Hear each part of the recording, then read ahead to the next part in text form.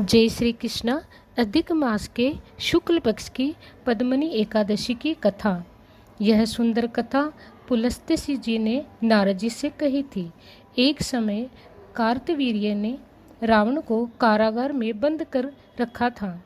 उसको पुलस्त्य जी ने कार्तवीर्य की विनय करके छुड़ाया। इस घटना को सुनकर नारद जी ने पुलस्त्य जी से पूछा कि हे महाराज, उस महावीर रावण जिसने समस्त देवताओं सहित देवराज इंद्र को जीत लिया था, उसको कार्तवीर्य ने किस प्रकार जीता, सो आप मुझे समझाइए। इस पर पुलस्त्य जी ने बोले कि हे नारद, आप पहले कार्तवीर्य की उत्पत्ति सुनो। त्रेता युग में महिष्मति नाम की नगरी में उपकीर्तवीर्य राजा राज्य करते थे। उस राजा के 100 स्त्रियां थीं, जिसमें से किसी के भी राज्यभार लेने के लिए कोई भी संतान नहीं थी। उस राजा ने पुत्र की प्राप्ति के लिए यज्ञ किए, परंतु सब असफल रहे। अंत में वह तप के द्वारा ही सिद्धियों को प्राप्त जानकर तपस्या करने के लिए वन में चला गया।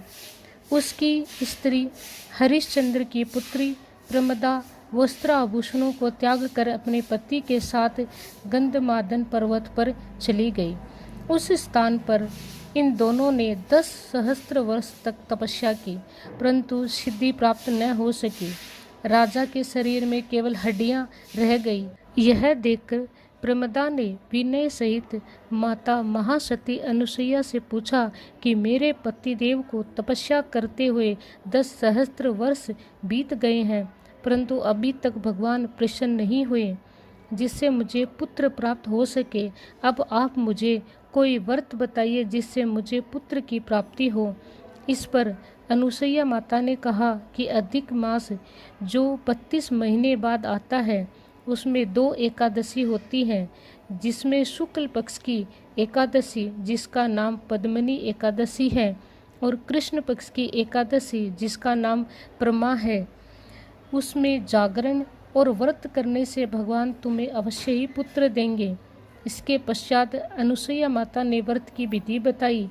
रानी ने अनुसुईया माता की बताई हुई विधि के अनुसार एकादशी का व्रत और रात्रि जागरण किया, जिससे भगवान विष्णु उन पर प्रसन्न हुए और वरदान मांगने के लिए कहा। रानी इस पर भगवान की स्तुति करने लगी।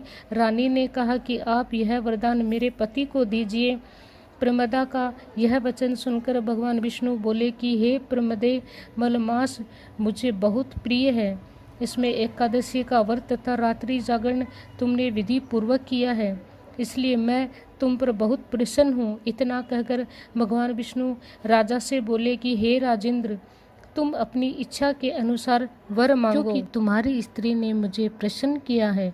भगवान की सुंदर वाणी को सुनकर राजा बोला, हे भगवान, आप मुझे सबसे श्रेष्ठ और सबके द्वारा पूजित तथा आपके अतिरिक्त देव, दानव, मनुष्य आदि से अजय उत्तम पुत्र दीजिए। भगवान उनसे तथास्तु कहकर अंतर्ध्यान हो गए। वह दोनों अपने राज्य को वापिस आए। उन्हीं के यह कार्तवीर्य उत्पन्न हुए थे।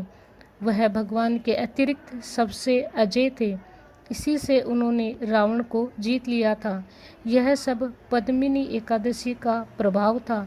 नारद जी से इतना कहकर पुलस्त्य जी वहाँ से चले गए। भगवान बोले कि हे महाराज, यह मैंने अधिक मास की शुक्ल पक्ष की एकादशी का व्रत कहा है। जो मनुष्य इस व्रत को करता है वह विष्णु लोक को जाता है।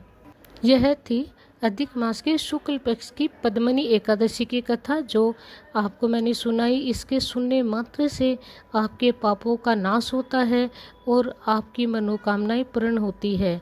तो आप एकादशी के दिन यह कथा जरूर सुने। जय श्री कृष्णा, जय श्री राधे।